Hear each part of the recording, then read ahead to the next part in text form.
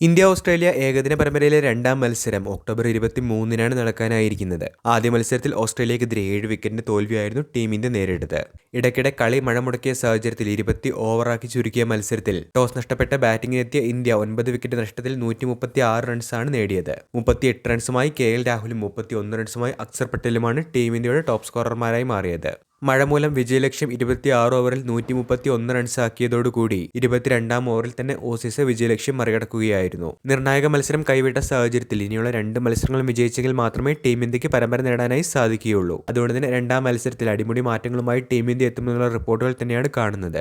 Adelaide ഓവലിൽ വെച്ചാണ് രണ്ടാം ഏകദിന മത്സരം നടക്കാനായി പോകുന്നത്. പൊതുവെ പിച്ച് ഫാസ്റ്റ് ബോളിംഗിന് അനുകൂലമായി മാറുന്ന സാഹചര്യത്തിൽ ഇന്ത്യയുടെ ഫാസ്റ്റ് ബോളിംഗ് ലൈനപ്പിൽ ചെറിയൊരു അഴിച്ചുപണിയാണ് ആദ്യത്തെ ചേഞ്ചിൽ പറയുന്നത്. ഹർഷിത് റാണയ്ക്ക് പകരം ടീം ഇന്ത്യ രണ്ടാം ഏകദിനത്തിലേക്ക് കുൽദീപ് യാദവിനെ പരിഗണിക്കുമെന്നുള്ള റിപ്പോർട്ടുകൾ കണ്ടിരുന്നുവെങ്കിലും ഓവലിലെ പേസ് ഡോമിനൻസ് കണക്കിലെടുത്തുകൊണ്ട് പ്രസിദ്ധ് കൃഷ്ണ പ്ലേയിങ് ലെവലിലേക്ക് എത്തുമെന്നുള്ള അപ്ഡേറ്റ് ആണ് കാണുന്നത്. ആദ്യ ഏകദിനത്തിൽ നിരാശപ്പെടുത്തിയ രോഹിത്തിനും കോഹ്ലിക്കും രണ്ടാം ഏകദിനം അതിനിർണായകമാണ്. ഏകദിന ലോകകപ്പിന് മുന്നോടിയായി രോഹിത്തിനും കോഹ്ലിക്കും ഫോമിലേക്ക് എത്താനായി സാധിക്കുന്ന അവസാന പരമ്പര കൂടിയാകും ഇന്ത്യ ഓസ്ട്രേലിയ പരമ്പര എന്ന് നേരത്തെ തന്നെ വിശകലനം ചെയ്തിരുന്നു. ആദ്യ മത്സരത്തിൽ ഇരുവരും പരാജയപ്പെട്ടതോടുകൂടി ആരാധകരും തീർത്തും നിരാശയിൽ തന്നെയാണ്. എന്നാലും രണ്ടാം ഏകദിനത്തിലും രോഹിത്തും കോഹ്ലിയും പ്ലേയിങ് ലെവലിൽ തുടരും. നിങ്ങളുടെ അഭിപ്രായത്തിൽ രോഹിത്തിനും കോഹ്ലിക്കും പകരം പുതിയ താരങ്ങൾ ഇന്ത്യൻ ടീമിലേക്ക് വരേണ്ട സമയമായോ? നിങ്ങളുടെ നിരീക്ഷണങ്ങൾ കമന്റിൽ പറയുക. വീഡിയോ അവസാനിക്കുന്നു. പുതിയ ക്രിക്കറ്റ് അപ്ഡേറ്റുകൾക്കായി ചാനൽ ഇപ്പോൾ തന്നെ മറക്കാതെ സബ്സ്ക്രൈബ് ചെയ്തു വെച്ചേക്കുക.